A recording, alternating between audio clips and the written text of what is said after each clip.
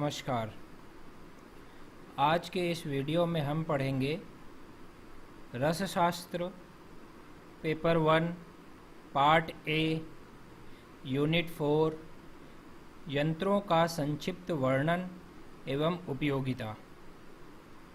जो टॉपिक्स आज हम कवर करने वाले हैं वो हैं उलूखल यंत्र, खल्व यंत्र, कच्छप यंत्र, डमरू यंत्र, विद्याधर यंत्र, ऊर्ध्वपातन, अधःपातन, तिर्यकपातन यंत्र, जारणार्थ, तुला यंत्र, दोला यंत्र, पाताल यंत्र, पालिका यंत्र, बालुका यंत्र, भूधर यंत्र, स्थाली यंत्र और स्वेदन यंत्र।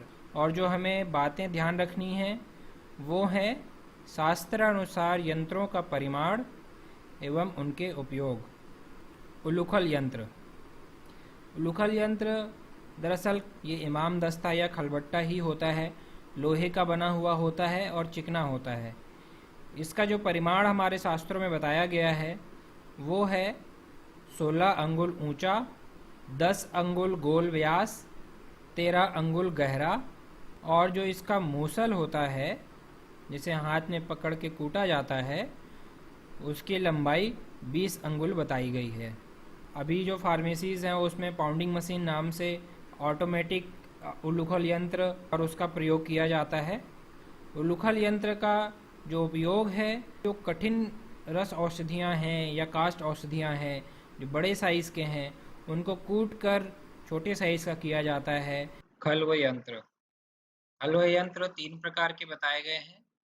पहला अर्धचंद्राकृति खल्व, मीन्स आधे चंद्रमा के आकार का। दूसरा वर्तुल खल्व, वर्तुल यानी कि गोल गोल आकार का खरल। और तीसरा है तप्त खल्व, मीन्स ऐसा खरल जिसमें हम नीचे से हीट या ताप उसको दे रहे हैं, उसको तप्त खरल कहते हैं। खल्व यंत्र अन्य भेद से फिर से 3 प्रकार का बताया गया है, और ये है पाषाण खल्व, मीन्स पत्थर का बना हुआ। दूसरा है दारू खल्व, मीन्स लकड़ी का बना हुआ। और तीसरा है लौह खल्व, मीन्स लोहे का बना हुआ खरल। खल्व यंत्र का जो मुख्य काम है वो है औषधियों के गुण में वृद्धि करना। खरल की विशेषता रस रत्न समुच्चय में ये बताया गया है कि किस तरीके का खरल हमें लेना चाहिए, इस्तेमाल करना चाहिए, और उसके जो लक्षण बताए गए हैं, उसकी जो विशेषता बताई गई है वो है निरुद्गार, मीन्स उद्गार रहित। मतलब उससे वो इतना गहरा होना चाहिए या उसका आकार इस तरीके का होना चाहिए कि जो उसके अंदर की औषधि है जब हम मर्दन करें उस समय वो छलके ना, उसमें उद्गार ना आए, वो बाहर बार बार ना गिरे। दूसरा है सुमसृण। इसका अर्थ होता है अच्छी तरीके से वो तराशा हुआ चिकना होना चाहिए, उपयुक्त होना चाहिए, और उसका जो मूसल है वो चिकना होना चाहिए। और हाथ में पकड़कर हम जब उससे मर्दन करें तो हाथों में ज़्यादा कष्ट ना हो, ताकि हम लंबे समय तक उसका इस्तेमाल कर मर्दन कर सकें। जो अर्धचंद्राकृति खरल होता है उसके कुछ परिमाण बताए गए हैं कि किस साइज का श्रेष्ठ होता है या वैद्यों के इस्तेमाल के लिए कौन सा उत्तम है। तो उसका जो साइज बताया गया है वो है 10 अंगुल ऊंचा, 16 अंगुल लंबा, 10 अंगुल चौड़ा, 7 अंगुल गहरा, 2 अंगुल मोटा किनारा वाला। उसका जो मूसल है वो 12 अंगुल लंबा गोल और गो स्तनाकार में जो गाय का थन होता है उस तरीके से उसका आकार होना चाहिए, में चिकना होना चाहिए, और उसको पकड़कर ज़्यादा समय तक हम मर्दन कर सके, इस तरीके का उसकी बनावट होनी चाहिए। वर्तुल खल्व जो होता है उसका जो परिमाण बताया गया है वो इस प्रकार है।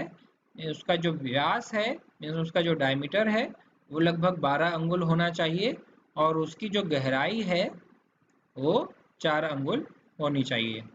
तप्त खल्व के बारे में जो बताया गया है हमारे शास्त्रों में वो यह है कि यह लोहे का बना हुआ हो तो उत्तम है, क्योंकि पाषाण खल्व गर्म होने पर टूट जाता है। अर्धचंद्राकार आकृति का होना चाहिए, और उसकी जो लंबाई बताई गई है वो 9 अंगुल, गहराई 6 अंगुल और उसके मूसल की जो लंबाई है वो 8 अंगुल होनी चाहिए।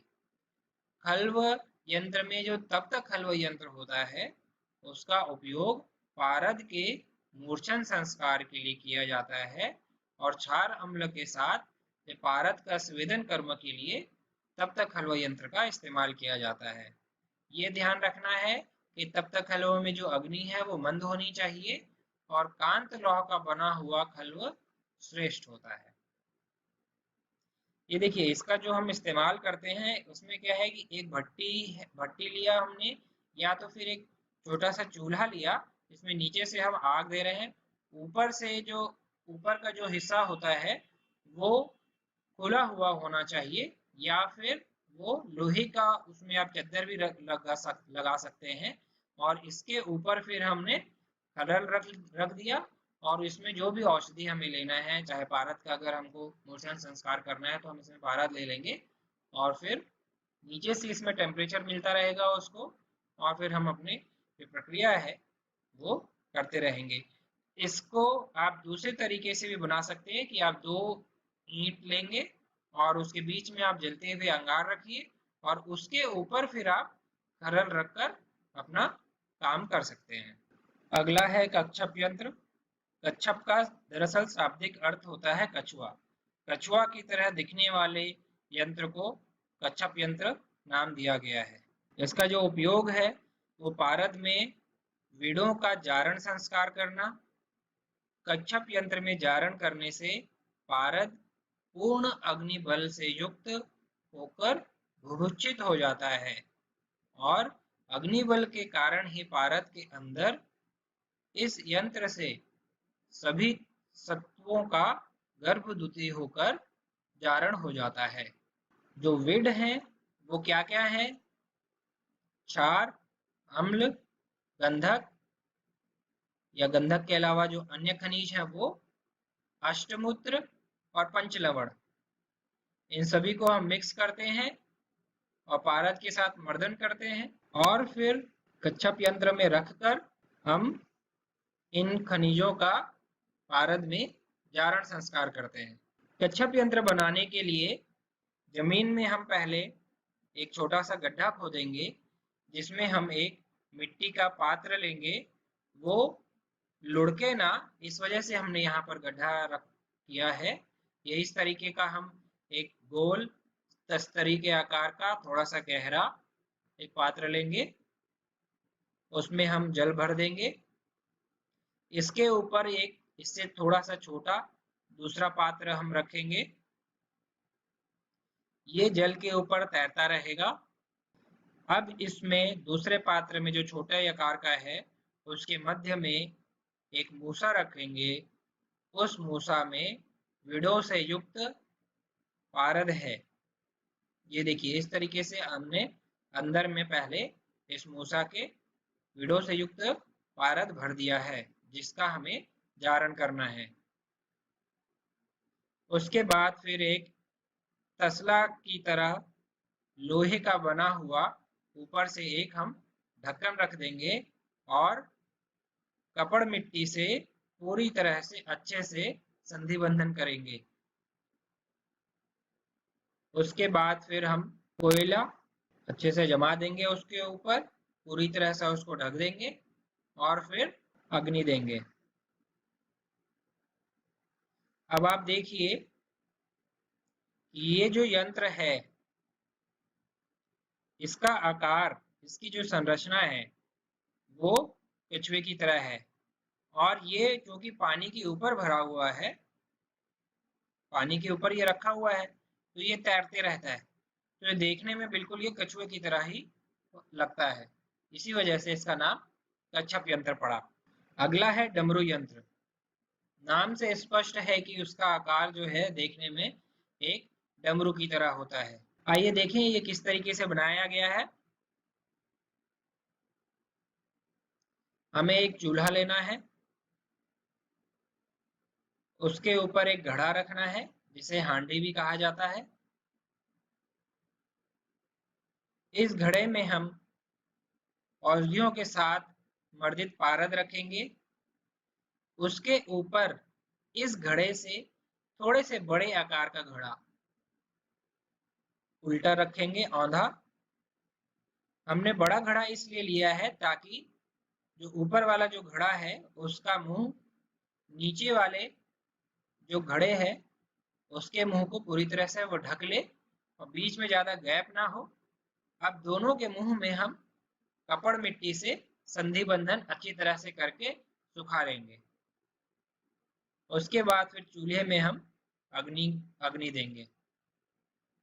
अब आप इसका आकार देख सकते हैं, ये इस डमरू की तरह दिखता है, इसी वजह से इसका नाम डमरू यंत्र पड़ा। इसमें जो ध्यान रखने वाली बात है वो यह है कि हमें इसमें मंदाग्नि में पाक करना है और जो घड़ा है, नीचे वाला घड़ा हमें छोटा लेना है, ऊपर का घड़ा हमें बड़ा लेना है। आप चाहें तो एक आकार का भी घड़ा ले सकते हैं, बस इसमें ध्यान ये रखना है कि ये दोनों के बीच का जो हिस्सा है, जो इनका मुंह है, वो पूरी तरह से एक दूसरे को कवर कर ले और संधि बंधन अच्छी तरीके से किया जा सके। डमरू यंत्र का उपयोग पारद भस्म निर्माण में किया जाता है। हिंगुलोत्थ पारद प्राप्ति के लिए, मीन्स हिंगुल से अगर हमें पारद की प्राप्ति करना है तो उसके लिए हम डमरू यंत्र का इस्तेमाल करते हैं। पारद के ऊर्ध्वपातन के लिए और रस बंधन के लिए डमरू यंत्र का इस्तेमाल किया जाता है। अब ये जो डमरू यंत्र में जब हम अग्नि देते हैं नीचे से, तो जो पारद है वो धीरे धीरे करके उड़कर ऊपर के घड़े में ये इस तरीके से उसके अंदर में एकत्रित हो जाता है। अगला है विद्याधर यंत्र। हमने ये जो देखा है डमरू यंत्र, इसी की तरह ही ये होता है। अंतर क्या है, आइए देखिए। हमने पहले एक चूल्हा लिया। ये जो चूल्हा है इसका 4 मुंह होना चाहिए। 4 मुंह का मतलब है चारों तरफ से हम अग्नि दे सकें। अब इसमें हमने एक हांडी रखा जिसमें औषधियों से मर्दित पारा हो। इसके ऊपर हमने दूसरा घड़ा रखा और वो दोनों का मुख संपुट करके हमने कपड़ मिट्टी से अच्छे से संधि बंधन कर दिया। उसके बाद फिर हमें चारों मुख से चूल्हे के अग्नि देनी है, चारों दिशाओं से। ये चारों दिशा से देने का जो उद्देश्य है वो ये है कि इसमें हमें दृढ़ अग्नि पाक करना है। चारों दिशाओं से लकड़ी डाल के अगर हम अग्नि देते हैं तो बहुत तीव्र अग्नि से मिलेगी। और इसका जो उपयोग किया जाता है वो हिंगुल से पारद निष्कासन के लिए किया जाता है।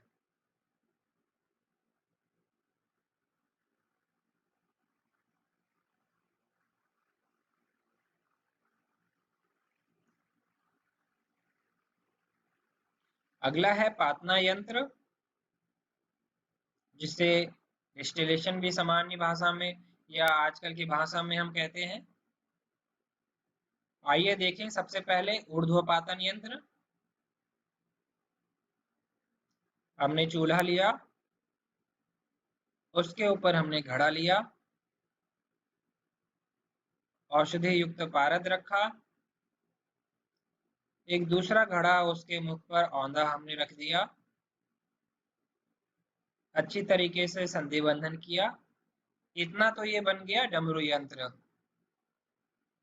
उसके ऊपर फिर हम एक और मिट्टी का पात्र लेंगे जो कि पूरा वो खोखला होगा, और ये ऊपर से और नीचे से, ये दोनों तरफ से ये खोखला है।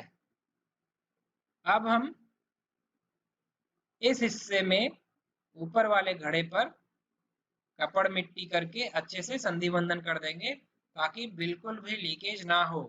संधि बंधन करने के बाद अच्छी तरीके से सुखाना बहुत जरूरी है। अब ये जो ऊपर का पात्र है इसमें हम जल भरेंगे। जल भरने के बाद फिर हम नीचे से अग्नि देंगे। इसमें जो ध्यान रखने वाली बात है वो ये है कि ऊपर वाली हांडी या जो बड़ी हांडी है उसकी तली 16 अंगुल परिधि की होनी चाहिए। मिस तली मतलब ये वाला जो हिस्सा होता है ऊपर का, जिसे है पेंदा भी कहा जाता है, ये जो हिस्सा है ये 16 अंगुल परिमाण का शास्त्रों में बताया गया है। और जो तोयाधार है इसको तोयाधार कहा जाता है। तोय मतलब जल, जल का आधार, ये बड़ी वाली हंडी के ऊपर में इस तरीके से रखना है। और इसका भी परिमाण बताया गया है। इसकी चौड़ाई है 8 अंगुल, लंबाई है 10 अंगुल और ऊंचाई है 4 अंगुल। और वाटर प्रूफिंग के लिए चूना, मंडूर चूर्ण, गुड़, भैंस का दूध का मिश्रण इस तोयाधार मीन्स ये वाला जो पात्र है इस तोयाधार के ऊपर हमें लेप करना है। और इसके साथ हमें ये वाला जो घड़ा है, ऊपर वाली जो हंडी है, इस पर भी हम लेप करना है। इससे क्या है कि ये पूरी तरह से वाटर प्रूफ बन जाता है और लीकेज किसी भी प्रकार का नहीं होता। इसमें हमें एक बात और ये ध्यान रखनी है कि जो पाक है ये हमेशा मंदाग्नि में करना है। और ये जो तोय आधार है इसका जो जल है उसे हमें समय समय पर बदलते रहना है। जब भी ये थोड़ा सा गर्म हो उसे हमें हटाकर उसमें ठंडा पानी उसमें डालना है। ये हम क्यों कर रहे हैं?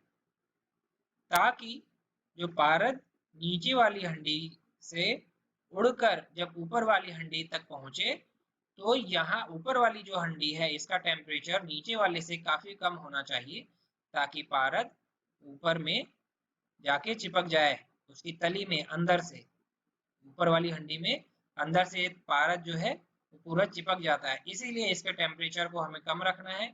जैसे ही पानी गर्म हो तुरंत हमें इसे बदल देना है, ठंडा पानी डाल देना है। अब जो ऊर्ध्वपातन यंत्र जो है उसका उपयोग हम देखते हैं। हिंगुल से पारद निष्कासन, और पारद के जो अष्ट संस्कार होते हैं उसमें से एक संस्कार ये पातना संस्कार भी है, और उसमें भी हम इस यंत्र का उपयोग करते हैं। अगला है अधःपातन यंत्र। इसमें जो बड़ी हांडी है वो नीचे होती है और उसमें आधा जल भरा हुआ होता है। ये देखिए किस तरीके से ये पातना यंत्र बनेगा। हमने पहले जमीन में एक गड्ढा खोदना है। गड्ढे का आकार जो हमारा घड़ा होगा, जो हमारी हंडी होगी, वो उसमें आसानी से आ जाए उस आकार का हमें बनाना है। उसमें फिर हमें हंडी रखनी है, उसमें आधा हमें जल भरना है। ऊपर से हम दूसरी हंडी को औंधा डालेंगे और इस हंडी में हमने पहले से ही औषधि युक्त पारद का लेप किया हुआ है। दोनों हंडियों को संपुट कर हमें कपड़ मिट्टी से अच्छी तरीके से संधि बंधन करके सुखा लेना है। ऊपर वाली हंडी को पूरी तरह से हमें उपलों से ढक देना है। उसके बाद फिर अग्नि प्रज्वलित करके हमें उपलों को जला देना है। अब जलाने के बाद जो पारद ऊपर वाली हंडी में जो हमने लेप लगाया था वो धीरे धीरे ऊष्मा से द्रवित होकर नीचे वाली हंडी जिसमें पानी भरा हुआ है, जिसका टेम्परेचर ऊपर वाली हंडी से काफी कम है, उसमें आके धीरे धीरे एकत्रित होने लगता है। क्योंकि इसमें पारद ऊपर से नीचे की ओर मीन्स अधा ऊपर से नीचे की ओर गिरता है, इसी वजह से इस यंत्र का नाम अधःपातन यंत्र पड़ा है। अधःपातन यंत्र का उपयोग पारद के संस्कार में किया जाता है और पारद के यौगिक दोषों का इससे निर्धारण होता है। पातना यंत्र में तीसरा जो प्रकार है वो है तिर्यकपातन यंत्र। जो डिस्टिलेशन सेट आजकल इस्तेमाल किया जाता है कांच का, जैसा कि आप इस एनिमेशन में देख पा रहे हैं, ये दरअसल तिर्यकपातन यंत्र ही है। आइए देखें पहले किस तरीके से तिर्यकपातन यंत्र बनता था। इसका इस्तेमाल आज भी हो रहा है उसी शास्त्रोक्त तरीके से, उसी प्राचीन विधि से, उसी तरीके से घटका या घड़ा या हंडी का उपयोग करते हुए। आइए देखें। सबसे पहले हमें एक चूल्हा लेना है, उसके ऊपर हम एक घड़ा लेंगे जिसमें एक छिद्र होगा। इस छिद्र का जो साइज है उसी साइज का हम पाइप भी लेंगे, ताकि जो औषधि युक्त पारद हम इस घड़े में लेंगे वो वाष्पीकृत होकर इस पाइप के सहारे वो बाहर निकल सके। दूसरा हम एक पात्र लेंगे जिसमें हम एक दूसरा घड़ा लेंगे जिसमें इसी तरीके से साइड में एक और छिद्र होगा। इन दोनों छिद्रों से होते हुए हमने एक पाइप डाला है, एक नलिका डाली है, और फिर इस छिद्र और पाइप के बीच का जो हिस्सा रह जाता है उसे हमें पूरी तरीके से बंद करना है। दोनों घड़ों के ऊपर हमने सराव या ढक्कन ढककर कपड़ मिट्टी का अच्छी तरीके से संधि बंधन करके उसको पूरी तरीके से सुखा लिया है। अब देखिए, दोनों घड़ों में जहां पर छिद्र था वो वाला हिस्सा जहां से हमने पाइप डाला है और जो ढक्कन ढका है पूरी तरीके से संधि बंधन करके उसको पैक कर लेना है। उसके बाद फिर जब ये सूख जाए तब इस पात्र में हमें जल लेना है।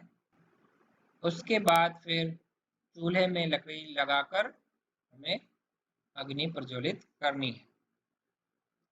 अब क्या होगा, जैसे ही अग्नि मिलेगी, जो पारद है वो पहले घड़े से नलिका के माध्यम से होते हुए दूसरा घड़ा जो कि जल से भरे हुए पात्र में रखा हुआ है, जल की वजह से उस घड़े का टेम्परेचर कम रहेगा, तो जो वाष्पीकृत होके पारद यहाँ से जाएगा वो कंडेंस होके ये वाले घड़े में एकत्रित हो जाएगा। ये देखिए इस तरीके से उसके अंदर में वो एकत्रित हो जाता है। ये देखिए आप फोटो, आजकल इस तरीके से ग्लास का डिस्टिलेशन सेट इस्तेमाल किया जाता है। इसके अलावा स्टील का इस्तेमाल होता है, लोहे का इस्तेमाल होता है। ये देखिए, ये पारद के संस्कार के लिए छोटा तिर्यक पातन यंत्र रेडीमेड आपको बना बनाया मिल जाएगा, और बड़ी फार्मेसीज में ये इस तरीके से बड़ा प्लांट तिर्यक पातन यंत्र का लगाया जाता है। तिर्यक पातन यंत्र का जो उपयोग है वो पारद संस्कार के लिए है। इससे पारद के यौगिक दोषों का निर्हरण होता है। अगला है जारणार्थ तुला यंत्र। नाम से ही स्पष्ट है कि इसका उपयोग जारण कर्म के लिए किया जाता है, और यह तुला यानी कि तराजू के सदृश दिखता है, इसी वजह से इसका नाम तुला यंत्र पड़ा। आइए समझें इसे कैसे बनाया जाता है। इसमें जो हमें आवश्यकता होगी वो होगी 2 नग वृंताक यानी लंबे बैगन के आकार का मूसा। उसके अलावा प्रादेश मात्र यानी एक बित्ता, एक हथेली के साइज की नलिका यानी पाइप। ये जो हमने मूसा लिया है उसमें ये जो नलिका है इसका जो डायमीटर होगा इसी के आकार का हमें इसमें छिद्र रखना है, ताकि ये नलिका इन दोनों मूसा में आसानी से फिट हो जाए। इस मूसा में यहाँ ऊपर से भी छिद्र है दोनों में, और इस छिद्र को बंद करने के लिए हमने ये मिट्टी का ही कॉर्क बनाया है। मूसाओं में एक में हमने अंदर में पारद भरा है और एक में हमने गंधक भरा है। ये दरअसल पारद में गंधक की जारण कर्म के लिए इस्तेमाल किया जाता है, इसी वजह से हमने उदाहरण के लिए भी गंधक और पारद का ही इस्तेमाल इसमें दिखाया है।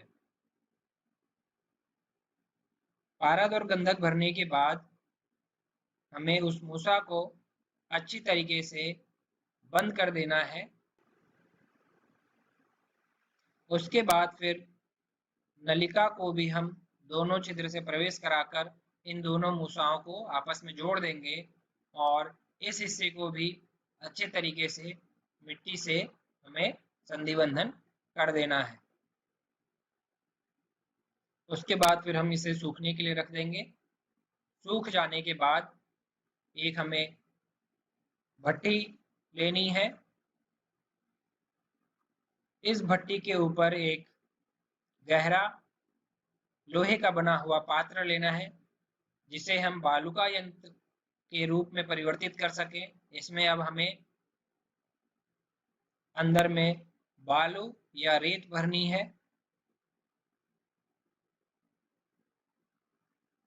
अब इस रेत के बीच में हमने दोनों मूसाओं को जिसे हमने नलिका के माध्यम से एक दूसरे से जोड़ा है वो रख देंगे।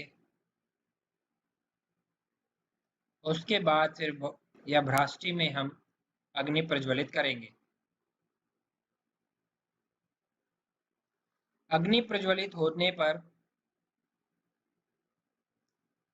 जो पारद है जिसका कि बॉइलिंग पॉइंट 356.7 डिग्री सेंटीग्रेड होता है और जो गंधक है जिसका कि मेल्टिंग पॉइंट 115 यानी 115 डिग्री सेंटीग्रेड होता है, वो अपने वो जैसे ही टेम्परेचर बढ़ने लगेगा, पारद अपनी मूसा से वाष्पीकृत होकर गंधक वाली मूसा में प्रवेश करेगा इस नलिका के माध्यम से, और जो यहाँ पर गंधक है जो कि पिघली हुई अवस्था में मिलेगी उससे मिक्स होकर दोनों के आपस में क्रियाएं होंगी और फिर भली भांति पारद में गंधक की जारणा होगी।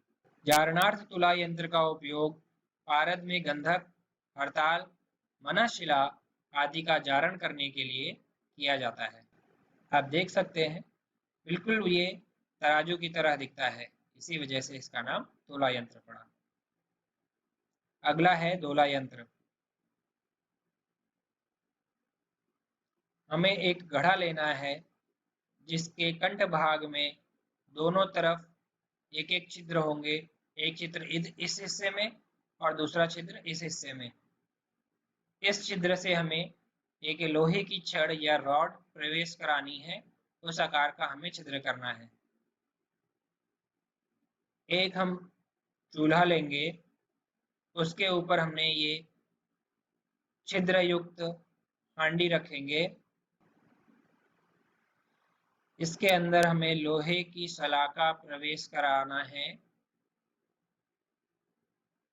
एक हम पोटली बनाएंगे। इस पोटली में हमने औषधि रखी है जिसका कि स्वेदन करना है इस दोला यंत्र में। एक रस्सी के माध्यम से हम इस पोटली को इस छड़ में बांधकर इस मटके में, इस हांडी में लटका देंगे। हमें ये ध्यान रखना है कि ये जो पोटली है वो हांडी के तली से कम 2 अंगुल ऊपर होनी चाहिए। हांडी में 3 भाग द्रव पदार्थ जो कि चाहे कांजी हो, औषधियों का क्वाथ हो या स्वरस हो, ये 3 भाग में हमें भरना है और फिर मंद अग्नि में हमें इसे पाक करना है।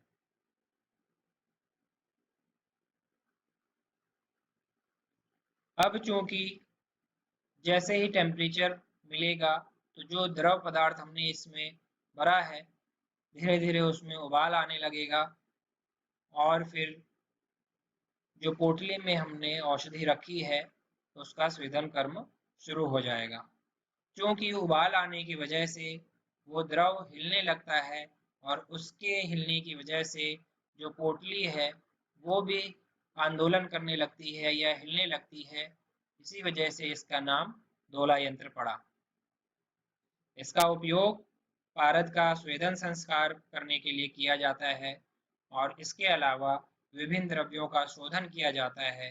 दोला यंत्र से द्रव्यों में मौजूद बहिर्मल शिथिल होकर बाहर निकल जाते हैं।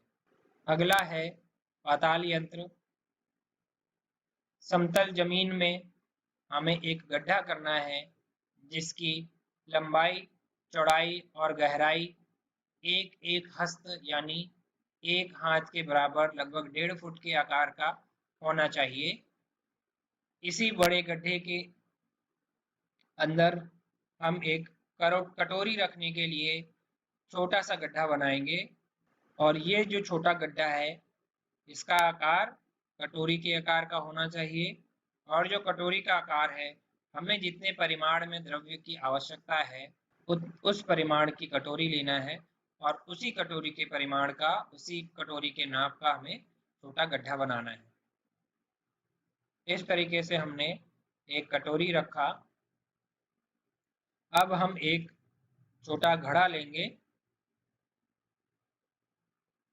इस घड़े में हमें जिस द्रव्य से तेल निकालना है, दरअसल पताल यंत्र का जो उपयोग है वो तेल बनाने के लिए किया जाता है, स्वरस बनाने के लिए भी किया जाता है। जिन जिन औषधियों से आसानी से स्वरस नहीं निकलता, उससे स्वरस निकालने के लिए पताल यंत्र का इस्तेमाल किया जाता है।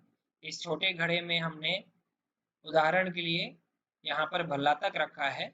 भल्लातक तेल इससे निकाला जाता है। ये हम पूरी तरीके से इस घड़े में भर देंगे। अब इस घड़े के मुख पर हम एक छिद्र युक्त कटोरी या आप यहाँ पर जाली भी ले सकते हैं, ये हम इस घड़े के मुख पर ढक देंगे इस तरीके से।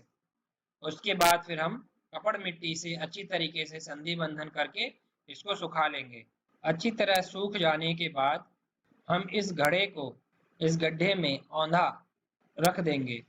यहाँ पर सुविधा के लिए हमने एक स्टैंड बना लिया है लोहे का, ताकि ये जो घड़ा है जब हम इसको उल्टा रखें तो इसमें यह अच्छी तरीके से फंस जाए। आप इसके अलावा ईंट का भी इस्तेमाल कर सकते हैं। देखिए इस तरीके से हमने ये घड़े को उल्टा रख दिया है। नीचे कटोरी है और इस घड़े में वो द्रव्य है जिसका हमें तेल निकालना है। उसके बाद फिर इस घड़े के ऊपर हम अच्छे तरीके से किनारे में पूरी तरह यहाँ पर मिट्टी भर देंगे ताकि किसी प्रकार का गैप ना हो। उसके बाद फिर हम उसे उपलों से पूरी तरीके से ढककर इन उपलों को हम अग्नि से प्रज्वलित करेंगे। ताप मिलने की वजह से जो अंदर का जो द्रव्य है उसमें से तेल निकलकर छिद्र युक्त कटोरी से होता हुआ या जाली से होता हुआ इस नीचे की कटोरी में आकर एकत्रित हो जाएगा। जब ये स्वांग शीत हो जाए, अच्छी तरीके से जब ये ठंडा हो जाए, ऊपर की राख हटाकर, किनारे से मिट्टी हटाकर सावधानी पूर्वक हम ये ऊपर का जो घड़ा है उसे हटा लेंगे और उसके बाद फिर नीचे की कटोरी जिसमें कि तेल एकत्रित हो गया है उसे हम प्राप्त करेंगे। पताल यंत्र में जो हमें ध्यान रखना है वो ये है कि जब हम तेल पातन करेंगे, उसमें कटोरी जब हम रखते हैं उससे पहले इस गड्ढे में हमें थोड़ा सा पानी डालकर इसे हमें आर्द्र कर लेना है। इससे क्या है कि जो इस कटोरी में तेल इकट्ठा होगा तो वो ज़्यादा क्षय उसका नहीं हो पाता है, ज़्यादा हीट नहीं उस कटोरी में आ पाती है। उसकी वजह से ये तेल जो है वो वाष्पीकृत नहीं होता है, हमें पर्याप्त मात्रा में तेल मिल जाता है। और जो उपलों की मात्रा जो है वो द्रव्यों के अनुसार लेनी है। अगर कठिन द्रव्य है तो उपलों की मात्रा ज़्यादा लेनी है। मृदु द्रव्य है, जैसे कि अगर हमें गंधक का तेल निकालना है तो उसमें हम कम मात्रा में भी उपले ले सकते हैं। और उसके अलावा जो ऋतु है, सर्दियों के मौसम में हमें ज़्यादा उपलों की जरूरत पड़ेगी, ज़्यादा टेम्परेचर देने के लिए, और गर्मियों के समय में कम उपलों से ही काम हो जाता है। पाताल यंत्र का जो उपयोग है वो तेल पातन, जैसे कि भल्लातक का तेल, गंधक का तेल, विश्वामित्र कपाल यानी कि नारियल की खोपड़ी का तेल निकालने के लिए किया जाता है। अगला है पालिका यंत्र। इसमें हमें लोहे की एक गोल कटोरी लेनी है, प्याला जिसे आप कह सकते हैं, और एक हाथ लंबी इसमें ये लोह की सलाखा होगी जो कि ऊपर से इस तरीके से मुड़ी हुई होगी। इसे ही दरअसल पालिका यंत्र कहते हैं। इसका उपयोग पारद में गंधक का जारण, परपटी निर्माण, कपड़तक भस्म निर्माण के लिए किया जाता है। ये इस तरीके से इसी पालिका यंत्र को आप चूल्हे पर चढ़ाकर विभिन्न क्रियाएं इसमें कर सकते हैं। सबसे सिंपल होता है पालिका यंत्र, देखने में भी सिंपल। बालुका यंत्र कैसे बनाते हैं आइए देखिए। हमें एक कांच की बड़ी कूपी या हरा बोतल लेना है जो कि 20 औंस का हो। इसके ऊपर हमें कपड़ मिट्टी का पहले एक लेप लगाना है, जब वो सूख जाए फिर दूसरा लेप लगाना है। फिर सूख जाए, फिर तीसरा लेप। इस तरीके से हमें 7 बार लेप करना है, और 7 बार लेप करने से वो लगभग 1 अंगुल मोटा हो जाता है इस तरीके से। ये देखिए, ये ओरिजिनल फोटो है, कांच की कूपी, उसके ऊपर कपड़ मिट्टी किया हुआ ये लेप। अब इस कांच की कूपी में हम कजली इसमें हम भरेंगे, ऊपर से हम कॉर्क लगा लेंगे। उसके बाद फिर अब बालूका यंत्र का में निर्माण अब हम करने वाले हैं। लोहे से बना हुआ बाल्टी नुमा एक पात्र लेंगे, जिसमें हम सबसे पहले 2 अंगुल रेत भरेंगे। उसके ऊपर फिर ये जो कपड़ मिट्टी किया हुआ ये जो बॉटल है, जिसमें हमने कजली भर दिया है, वो रखेंगे। सबसे पहले 2 अंगुल रेत, फिर बॉटल, और फिर जो बाकी का जो हिस्सा बचा हुआ है उसमें हम ऊपर तक रेत भर देंगे। हमने कॉर्क पहले इसलिए लगाया है ताकि रेत भरते समय जो रेत है वो इस बॉटल के अंदर ना जाए। एक भट्टी लेंगे, जिसमें ये देखिए हैंडल बना हुआ है, जिसमें इस बाल्टी का जो हत्था है वो इसमें फंस जाएगा। हमें इस बाल्टी को इसमें लटकाना है इस तरीके से। उसके बाद फिर हम ये कॉर्क हटा देंगे, क्योंकि हम जब कजली को जब हम नीचे से हीट देते हैं तो उसमें जो गंधक है वो जलने लगता है और उसका धुआं बाहर निकलता है। अगर ये कॉर्क लगा हुआ अगर हम भूल गए तो ये बोतल को भी फोड़ सकता है। तो पहले हम कॉर्क हटा देंगे, हीट देंगे, जब धुआं निकलना बंद हो जाए तब फिर हम कॉर्क बंद कर देंगे। ये देखिए, ये भट्टी है, अंदर में इसमें बालू का यंत्र है, बालू का भरा हुआ एक बाल्टी नुमा लोहे का बना हुआ पात्र। अब इसमें जो ध्यान देने वाली बात है वो है कि बालू का यंत्र में अगर हम बालू का भर रहे हैं तो बालू का यंत्र कहलाता है। अगर हम उस बाल्टी में बालू का या रेत की बजाय लवण या नमक भरते हैं तो उसे हम लवण यंत्र कहते हैं। और अगर हम उसमें कंडों की राख भरते हैं तो उसे भस्म यंत्र कहते हैं। शास्त्रों में जो बताया गया है उसके अनुसार जो बाल्टी नुमा पात्र है उसका आकार इतना बड़ा होना चाहिए ताकि उसमें 5 आढ़क रेत यानी कि 15 किलो रेत उसमें समा जाए। उस आकार का हमें बनाना चाहिए। बालूका यंत्र का उपयोग गंधक जारण, पारद गुटिका पाक, पोटली कल्पना, कूपी पक्व रसायन निर्माण, राजमृगांक, महामृगांक आदि रसायनों के निर्माण के लिए किया जाता है। भूधर यंत्र, ये देखिए, सबसे पहले तो हमें भूधर यंत्र बनाने के लिए जमीन में एक छोटा गड्ढा खोदना होगा। इस गड्ढे का आकार लगभग 1 बीता यानी कि 8 अंगुल के आकार का ये होगा। इसमें हम गड्ढे में पहले थोड़ा रेत फैला लेंगे। रेत फैलाने के बाद जो औषधि युक्त मूसा है